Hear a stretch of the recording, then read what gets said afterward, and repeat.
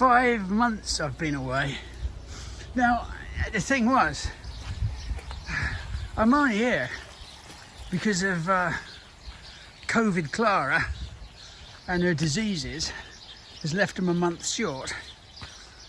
And I come in here, look at that. The nursery is turned in to a car showroom. It's like a dealership. What is this? Art studios. God.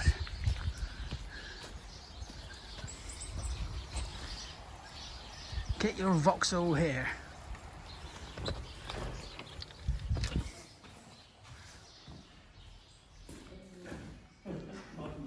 I was just thinking, just in keeping with the flag, can we have a look at your foot? Oh, okay. That was my 60th, one of my 60th birthday presents. I've only just had it done. A tattoo? Yeah. Phil drew it for me. It's very well drawn. Thank you. It looks a bit like a cauliflower. Do you know who it is? No. It's Frida Kahlo. She's one of my favourite artists. Right. I keep showing it to people and saying, look what I got for my birthday, and they think I meant the socks. Don't just sit like that, you'll lay an egg.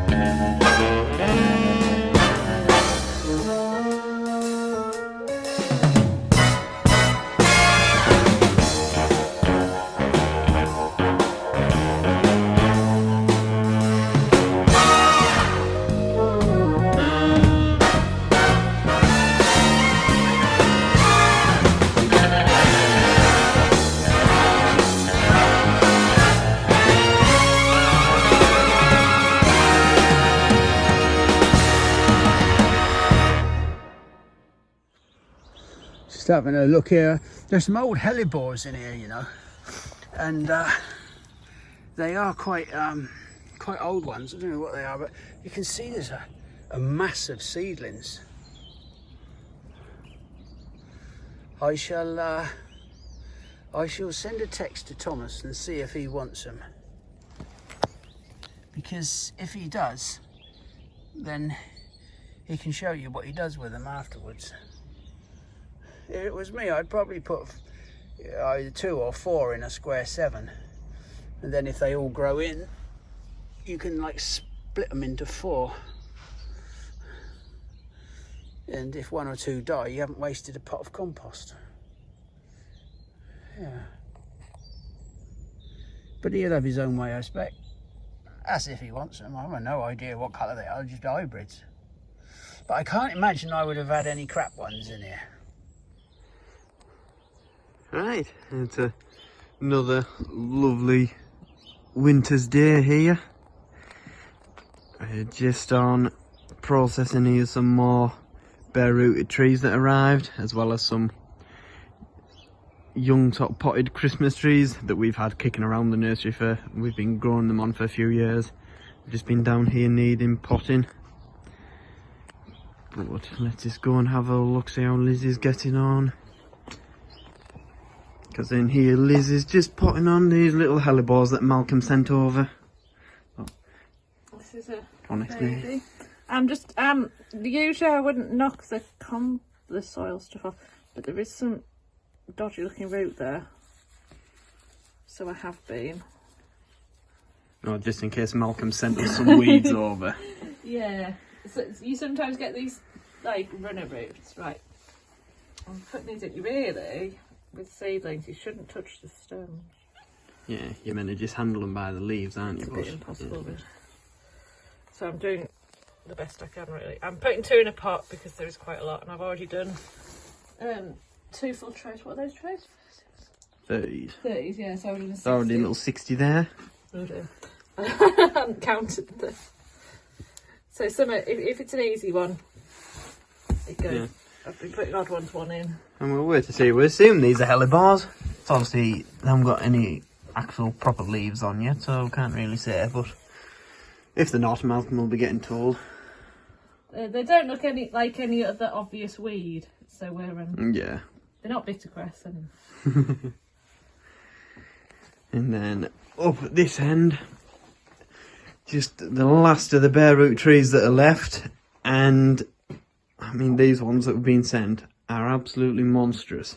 We've just got some crab apples there, golden hornet, and some of these, I mean it's a beautiful crab apple, this variety. It's called Dartmouth, a really bright red one with large fruits for a crab apple, and we'll have one planted, but as you can see they stood about, what, 8 feet tall. And if I'm getting close to there, you can see just how thick they are actually. I can't grasp my hand round that. So they're certainly going to be interesting when we get them potted. But it'll be nice to have some very large instant crabapple trees. But they just need a bit of a prune, a bit of a thin out, because of obviously in the life where they've been pruned quite significantly. So I'm just going through them, giving them a bit of a thin out and reducing them slightly just to reduce the stress on the plant, because obviously they're quite large and they've just been dug up from the ground. So just reduce them a bit, reduces stress on them due to having less leaves to soak up any moisture that they can pick up. You see these alpines, this is an alpine, and you could say to yourself, well that doesn't look too bad, but really we have to get rid of all the stuff, what we call shouldering, because if I take this grit off, you see underneath, if you can get in close to that, you see all those weed seedlings there. Now they may not come up until March or April, but they're pigs to get out of, weeds are a pig to get out of little alpines. So you really just need to shoulder that off. Just get your thumb or finger in. This applies to alpines at home in ornamental pots. Obviously these are commercially, we're selling these, or Thomas and Lisa are selling these. But just take that shoulder off. It'll also get rid of any ungerminated seed. And what I do is just, if it's not big enough to move on, I'll just put a little bit of compost in the bottom to raise it up, and then just dress round it again with some fresh Alpine compost, and then just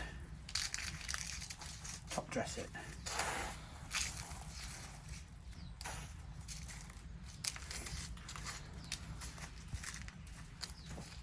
There we go, and they're ready to go again.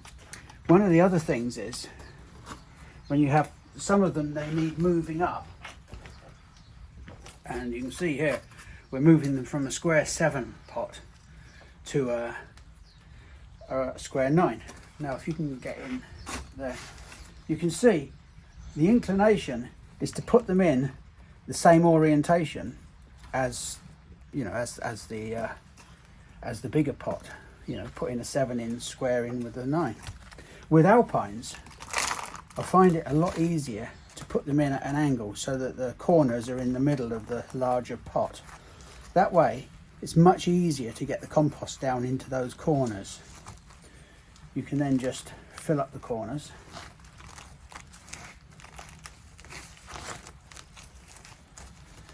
When you put it in square, you've got a narrow little cavity to try and get the compost down, and then you can just squeeze it. You just squeeze the corners like that, and it just filters down.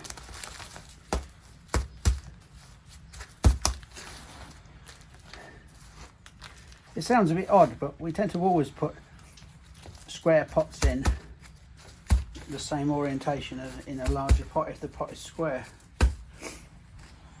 And then just, again, top dress it off. Some of these very, very small saxifrages and other alpines, they go 2 or 3 years because their growth rate is so slow. It's just the way it is with them. These, for example, these two are the same age, and this one's slow enough. So there you go. There's nothing much more to it than that, really.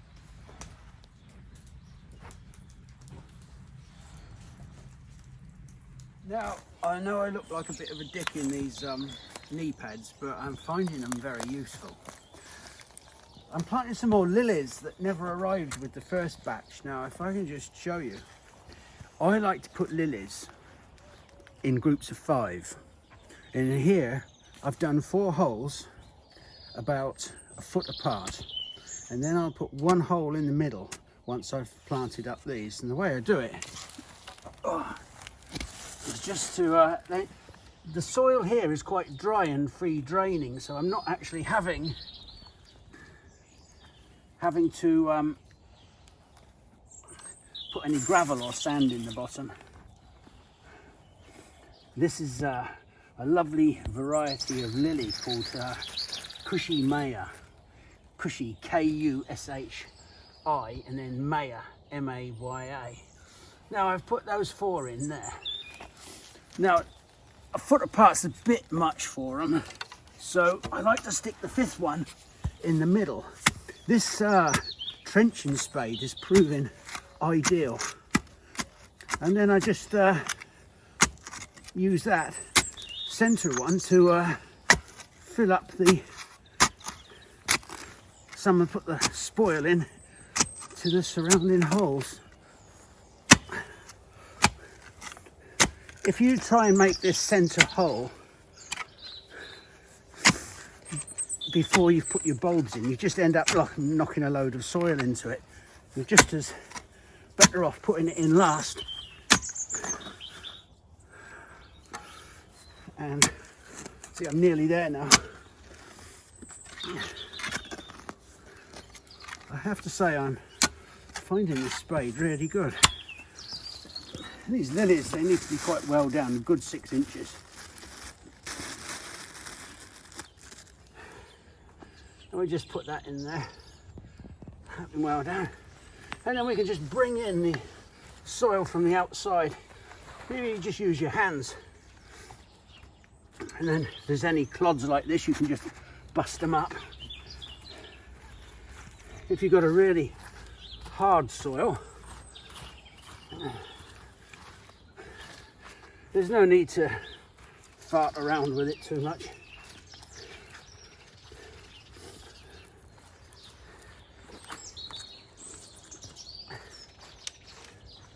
There. And again, to use up some of this stone that's been lying around, the idea now is to start clearing up this garden, so we can really make it start to look a bit smarter. Even though we're going to be working on it, we want it to be looking somewhat smarter. If it looks smarter, it gives you more heart to do things and be adventurous. But if you just see loads and loads of tidying up to do, it's heartbreaking.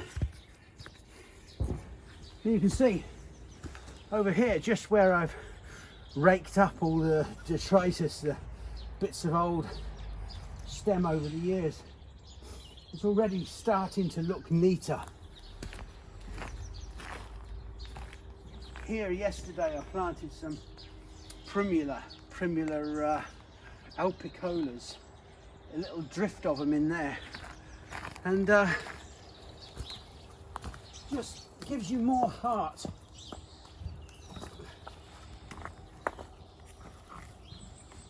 To do things. I know that this looks a bit nicky-nacky, putting these little stone circles around, but for our purposes at the moment, because we're going to be working on these beds, we just want to define where we've got things growing. And this is just a material that happens to be in abundance at the moment. It's quite frosty this morning.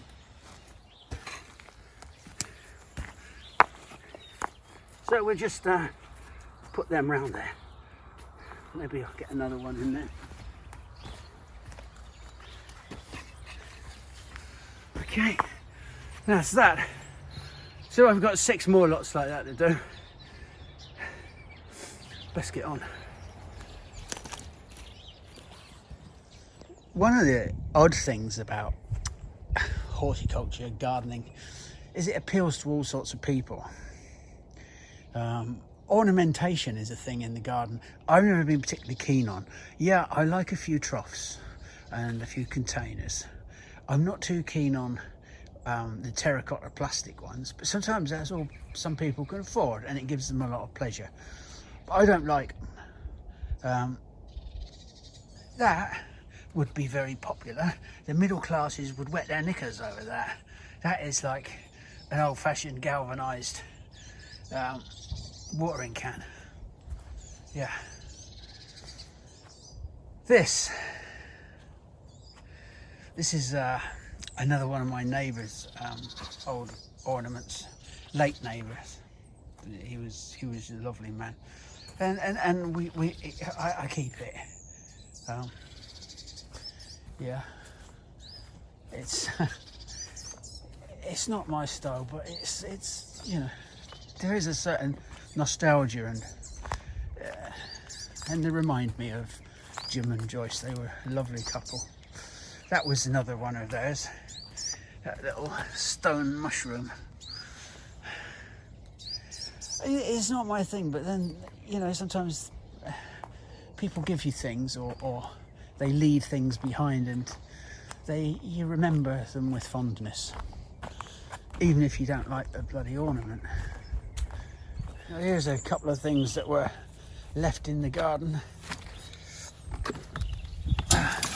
One is a metal outside thing for putting your boots on, and this is an iron thing. When I've got the workshop up and going, I'll get it put to one place. I'll get it sort of, you know, once everything's in one place, I'll get it. It's for putting inside. It's iron, and you put logs in it. It's a peculiar thing. And here, now, perhaps one of my viewers can tell me what this is. Here, look at that. So, somebody told me it was some sort of like bird waterer or something, but I don't know. You see, it's got a hole in it down there, right down the bottom. So this part must be like a hollow, and there's a hole in there. See where my finger is, right at the back. So that must fill this up, and then there's this gap there. But I can't see how you fill it up because there's no hole or nothing. Has anybody seen one of them before? It's the most peculiar. I'm sure it's some sort of bird feeder or something, or bird. Yeah, maybe you fill it up with grain or something, up when it's up that way, or on its back, and then you stand it up and they peck away at it. Might try that. Now, come in here and have a look at this. This is that. I've worked out what this is now. It is a bird thing. It's for bird filling up. It's a bird drinker. So what you do is you have it up like that, right? And then you fill it up. See, that's filling up. There's bloody loads going in there. Isn't that amazing? Just keep it going.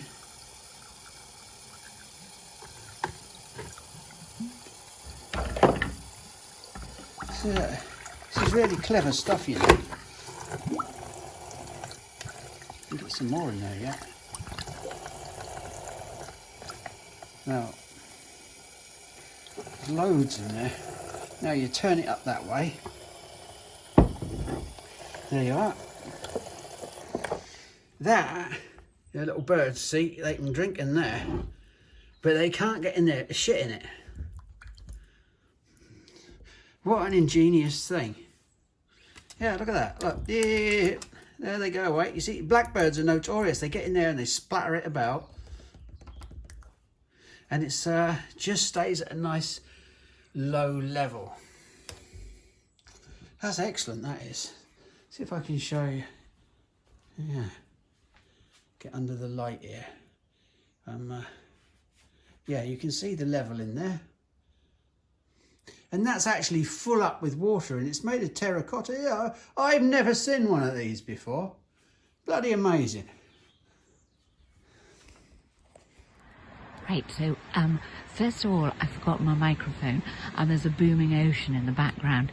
And second of all, I don't know if the seaside has anything to do with gardens, but I think it might be the first time that we've been to the seaside on this particular video series. I'm trying to keep the horizon straight. It's not easy. Thank you very much, everybody, for your really kind words about my mum going, which has been really hard, really hard. But even though it was expected and anticipated, it's still really hard. It comes in waves. But today's my first day out, and I've brought my brother. There he is in the distance.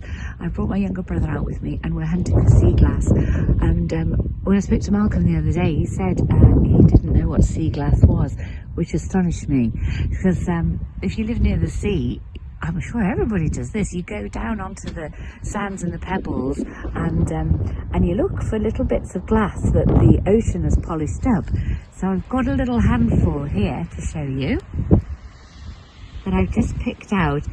And you can make jewellery, or just keep them in bottles, or all sorts. You can do all sorts with them, or just collect them, and they're lovely. It's like finding treasure.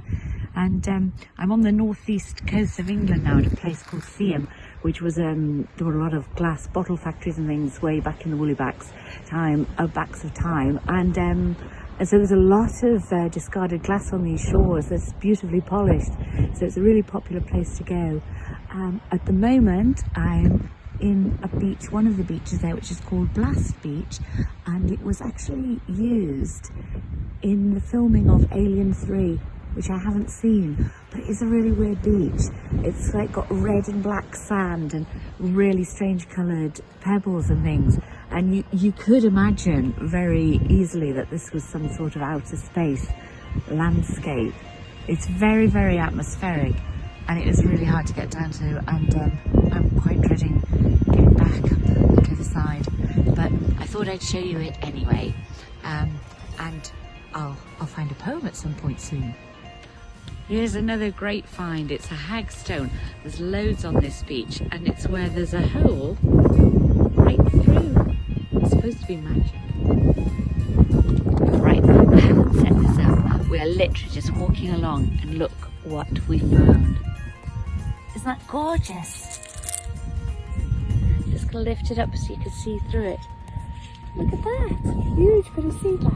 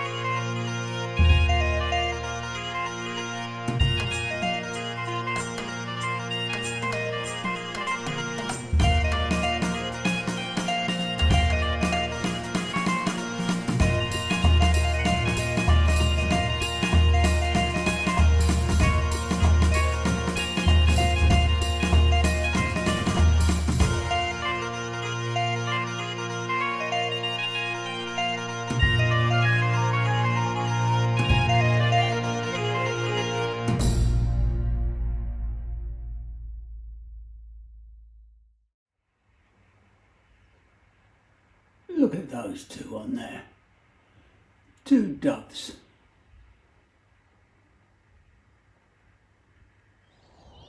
I've cleaned up these bird drinkers, so they can get in there now and have a drink. I've actually found a second one who is stuck in the old pig house, so I've put them on the arbor. They can't fall off or get blown off because they've got pieces of wood there, and the birds can sit on here and have a good drink and not shit in it.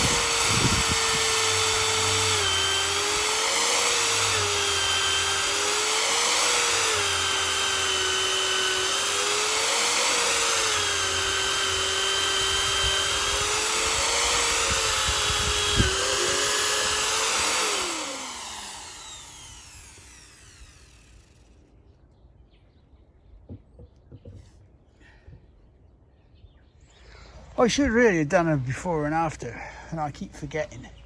There was a little messy wooden step here.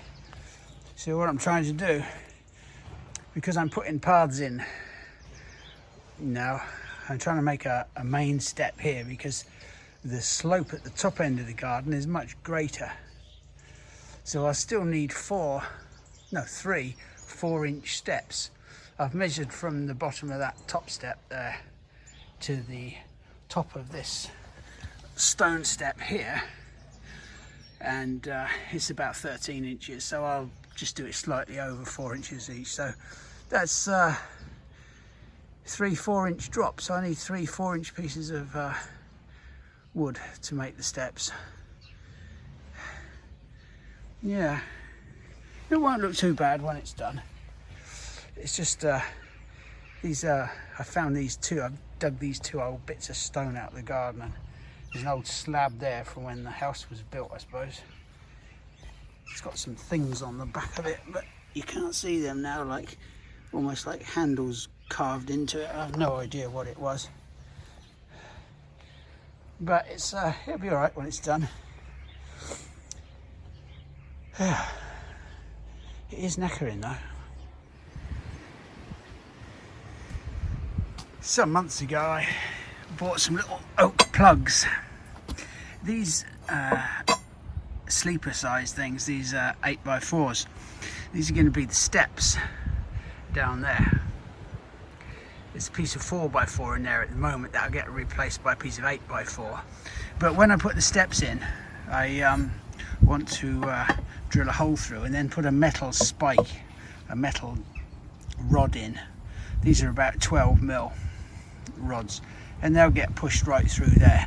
But obviously if I leave them here proud, then the rust could run and sort of like discolour the wood. So I'm going to stick them in about 1/2 inch deeper, and then I've got some oak plugs, 12mm oak plugs, which I'll put in the top, and then I may sand them off. I'm not bothered really. I don't mind it looking a bit rustic. I'm not into these like showroom finishes. You can see here these 2 old stones were dug out, and then this will be levelled off with the top here to the next step. That's only a 4x4, it'll be 8x4 so that we get the step down, and then we'll level it back with a 4x4, replace that with an 8x4. It sounds complicated, but I'll show you how it is. It's the way I do it. There's probably better, more technical ways of doing it, but it's beyond my mental abilities, intellectual abilities. And that's not age, it's always been beyond that. So we've got on quite well last week. I've managed to get these two large stones separated. The thing with the path is the drop from up on that patio to here is about, well, 20 odd inches. So we know that then if you're having steps that are 4 inches, you need about 5 of them. But this one here, this big stone one that I put in, is an 8-inch drop. So I need 3 with a 4-inch drop. And you see these areas where the grey edging is, well, these will be filled up with ballast, and on top of that pea gravel. The old carpet that was in the old path I've just put back down, and then I'll lay a layer of a couple of inches of gravel, and then some pea gravel on the top. I don't want to do that yet because I don't want to be traipsing, because the rest of the path is quite muddy. I don't want to be traipsing that mud up through the fresh pea gravel. I want to finish this right hand side of the garden, put all the paths and steps in, and then I'll gravel it up. The path here divides into 2. One is going to go down to the pig house, and then this path here is going to go on further down to the working area and down to the summer house and round the pond later. And then there's another path that goes up there to the pier and the lawned area. So we just have to, I want to get this path done and in over the next few weeks, and this one. And once we've got all the steps and pieces in, then we'll start thinking about putting the gravel in. I hope that makes some sort of sense. It does look like a builder's yard, and it does look like that, but I'm putting in the structure to grow the garden through that structure. One of the things in this garden is I have always had quite a passion for, well, not a passion, but an interest in medieval plants. When in this country, on these islands, say from the time of the Norman Conquest, from about 1066 through to 1500, what we would know as the medieval period, we didn't have very many plants. Things like tomato and potato were unheard of. And probably the amount of species of plants was around about 70. And most of them had to be edible or of some use. So a lot of what I want to do in this garden is based on medieval structures. Now, in those days, they used to use wood and things to grow vertically, and they would use a selection of plants that were pretty limited. I'm not going that far, because there are some wonderful plants now that have come from other places. But the actual feel of the garden, when it's done, I want it to have a medieval feel about it. We'll talk more on this later. I'm not going to go over to a completely medieval reproduction garden because it would be really boring. But there are some interesting facts about that period that I find fascinating. And it's all about where horticulture in the world, the horticulture as we know it now, where it came from, how restricted it was. This is one of the things I get irritated about when people want native plants. They are just so bloody boring. And just because something is old doesn't mean it was necessarily good. Sticking children down chimneys was quite old. Actually, that might be quite a good thing. I don't like children very much.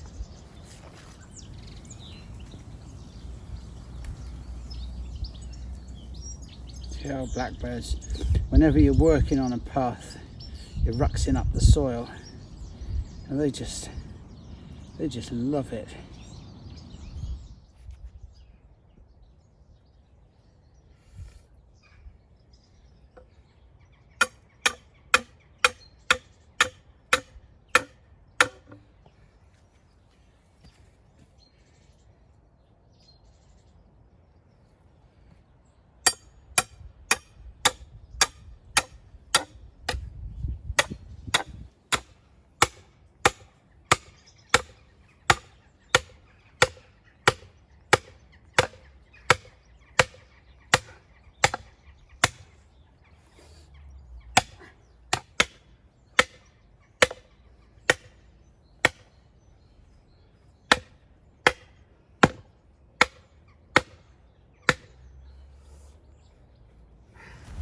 So what we don't want is the metal from the bars, the pins that I'm putting in to rust. So we just get these little plugs. These are little oak plugs, 12mm, and all we do is just put one of those over the top and tap it in.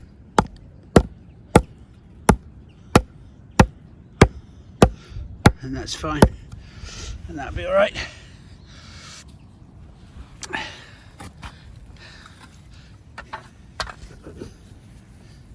Get another one in there, see, and as they get wet they'll expand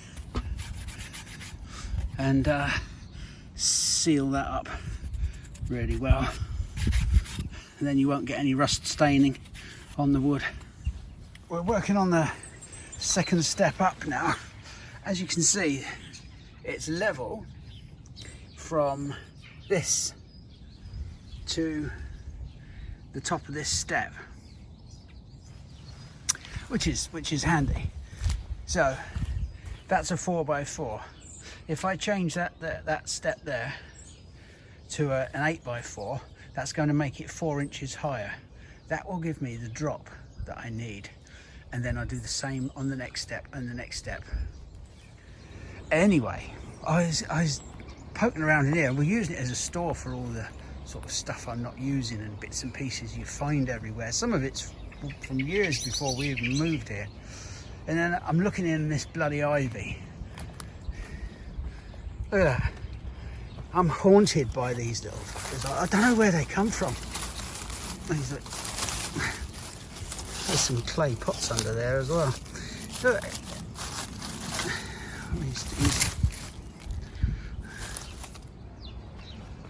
Like, how repulsive is that? It's like, what's his hand doing?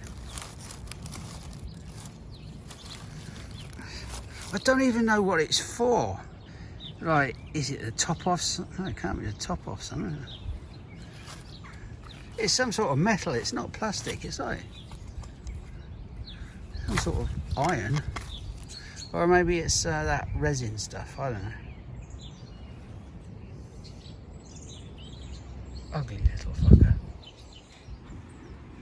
It's windy, it's drizzling, and it's bloody miserable.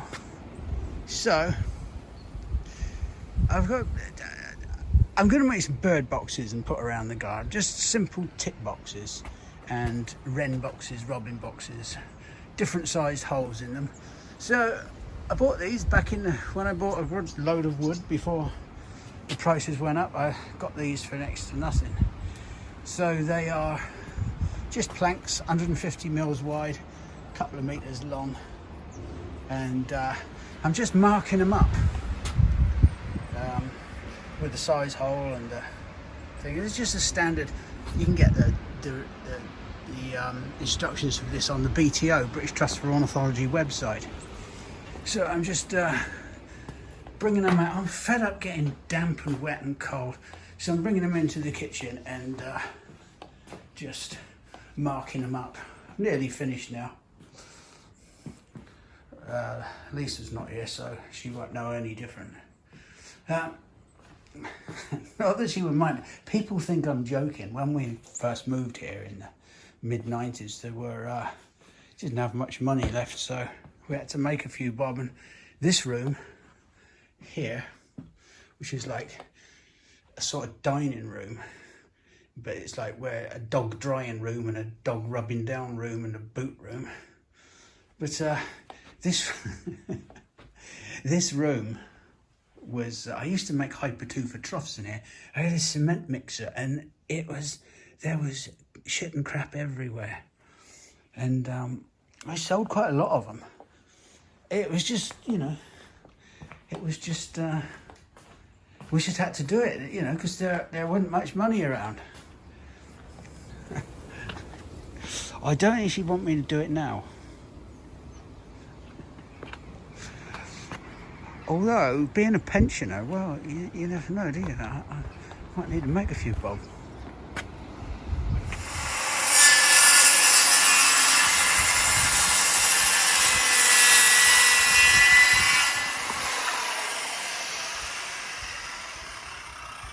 Tit boxes.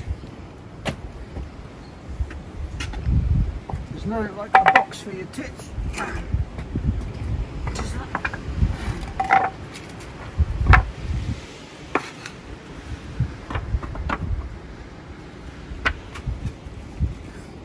Tit 32. That means it's got a 32mm hole.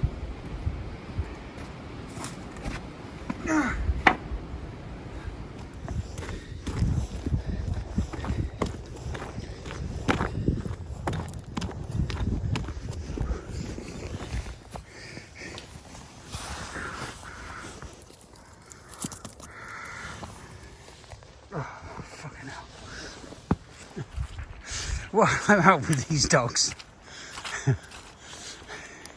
How about we have a look at Manda's cabin in the woods? That's what it is. Well, a cabin under a tree anyway. Come on you lot, we've got to get over here.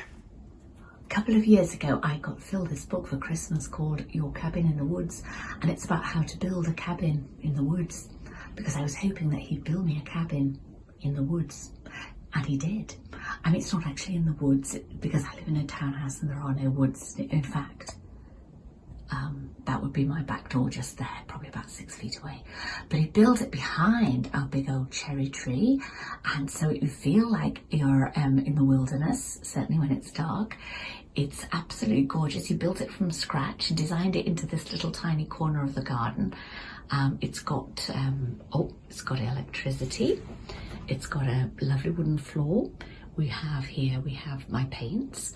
We have cushions. We have bunting. Well, of course. We have around here all sorts of things. I painted it in the colours. There's colours of New Mexico, lots of turquoise and sort of earthy colours. So it's sort of modelled on that. And there's a little place we go out there called Madrid. I think it's on the Turquoise Trail, and it's got a really hippie vibe, and it's sort of full of old mining cabins that are painted really bright, jaunty colours and sort of filled with independent jewellers and people, things like that. It's really, really nice. So I've got in here memorabilia, lots of things, old vintagey things from way back when I was a child, which, as we know, is ancient history now. And Phil put these Christmas lights up, but they're so nice. I've left them up because they're so sweet. There's me old mugs, sun hats, because believe it or not, even in this northern parts, we do get a bit of sunshine. And the reason I'm showing you around all this is because I was on the beach collecting sea glass and things. And then I thought, well, I'll just show you what I do with it. And then I realised I don't really do anything with it. So, but I do have quite a collection now because I just like it. Some of these things up here, this was an old bit of driftwood that's suspended up here. And then I've got blue glass bottles on it with hagstones attached. And they're my vases. I hang flowers in those in the summer. Also, please don't look at my woodworking skills or lack thereof. But I've also got this little shelf that I made from a piece of driftwood, and I've put in it bits of old porcelain and things and hagstones for hangers. And okay, so I found this bottle on the beach, and I pulled up a stick in the garden that I thought was dead, and then I realised it had roots. So I shoved that in there, and it seems to be growing, and that's all sea glass in there. So, I mean, the sea glass is of no moment to the garden, really. It doesn't help in any way, but it just sort of looks nice. On my little windowsill here, there's all bits of old pottery and things. I don't know why I'm fascinated by things like this.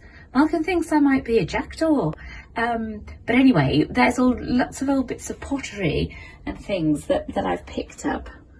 My sister crocheted me a nice rug. And here's Frida Kahlo, one of my faves. And then, oh, this was an old mat from Phil's mum's house. They used to hand make all these things. It's so nice. And then around here, some of my collection of sea glass, lots of white and light green. There's some of my blues and greens and weird multicoloured ones. I realise I'm not really doing myself any favours here. I'm sounding stranger by the moment, but there's green glasses. And again, I've got loads of driftwood and bits and pieces, so I'm going to put them in those. And the white bits. Also, my when I was recently 60, my sister gave me this gorgeous bit of sea glass, a gorgeous bracelet of purple sea glass. So it's a thing with me. I really like it. So for today, I'm going to say that this is Poetry Corner, and I'm going to read a little poem about the seaside. It's a love poem by Walter Savage Landor. It's part of a very long love poem, but it's just a little bit that I read ages ago and I really liked, so I hope you do too. Walter Savage Landor was English 18th century poet, and he was very well to do and very romantically inclined, but he kept getting expelled from school and then sent down from university for firing shotguns and things, so he was something of a maverick. Probably would have been a good friend of Malcolm's. Anyway, this is a poem to a very beautiful Greek goddess called Ianthe. Well, I remember how you smiled to see me write your name upon the soft sea sand. Oh, what a child, you think you're writing upon stone. I have since written what no tide shall ever wash away, what men unborn shall read over oceans wide and find Ianthe's name again.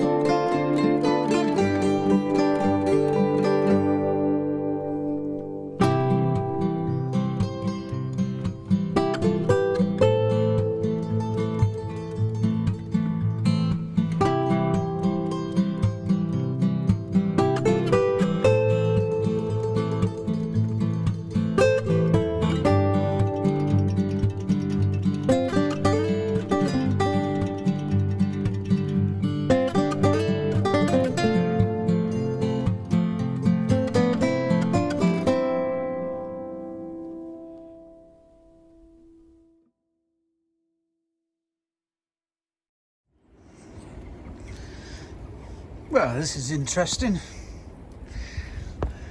Bugger. There was a time I'd been quite happy working outside in this, but I ain't now. But, I mean, doing, yesterday I cut up these pieces of wood to make bird boxes out of. So, I've done some robins boxes and some wrens boxes. And then I'm doing about a dozen tit boxes. Really they're all the same, it's just that some have got a bigger hole than others. So I think that I do 4 with 32mm hole and 4 with a 28mm hole and fought with a 25mm hole. Look at this, it's not bad really for the 4th of February. There was a plant I wanted to show you. Look at this. Isn't this lovely? I wish you could smell this. This is Jacqueline Postil, the Daphne Jacqueline Postil. And it's the scent is absolutely beautiful. It's gorgeously coloured. And just think, what a lovely thing to have out at the beginning of February. It's got a species name, which I'm not going to use because I don't know how to say it. It's Bula, Bahula or something. I'll write it down for you. But the variety name is Jacqueline Postil. It's proved a lot hardier than most, but the scent is, yesterday when the sun was out, and it was absolutely exquisite. Yeah, I've got a couple more in the garden as well. I'll show you. Later in the year, I'll show you how to propagate them as well, because there's 2 or 3 ways you can do them. As it is, I'm going in for a cup of cocoa. Bugger it.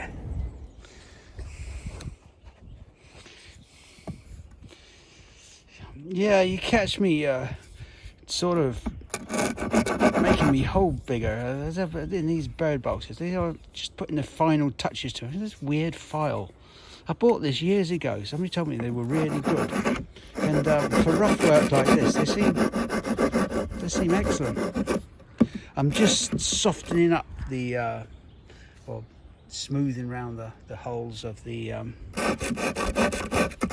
bird boxes.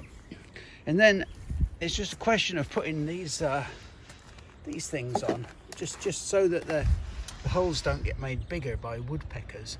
Unfortunately, right, I bought these on Amazon and I thought they were metal. They're not. They're actually plastic.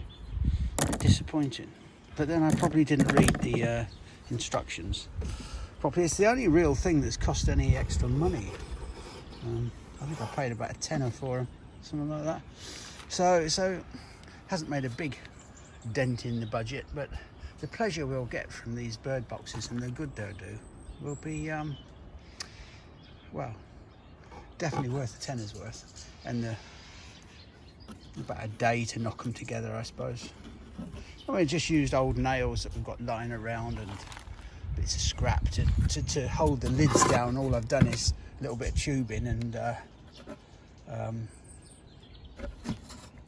2 staples at the back. I suppose I paid a few quid for some of these little hinges, but I think I paid about £4 for 40 or 50 of them, so I've got a few left over. But they're coming on. That's a cup of hot chocolate, because I like that. It's one of my little things. Here, so there they are. Yeah, these are the tip boxes.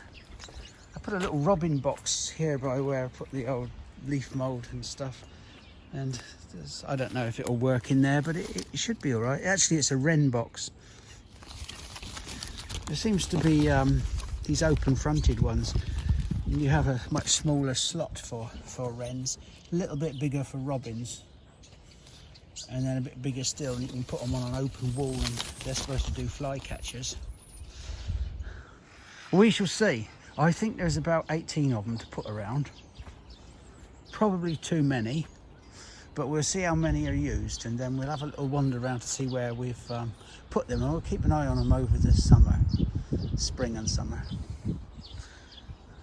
It might bore some people silly, but you can always skip that bit. Maybe I'll put a bird warning on. Now, a couple of weeks ago, I had a lovely call from, an email from, I'm going to slaughter the Dutch language now. It was from Guido van Rijkum. I think that's how you say it, from Bijenkens Nursery, the Netherlands. I think I've definitely slaughtered Dutch or Afrikaans or whatever the language of the Netherlands is.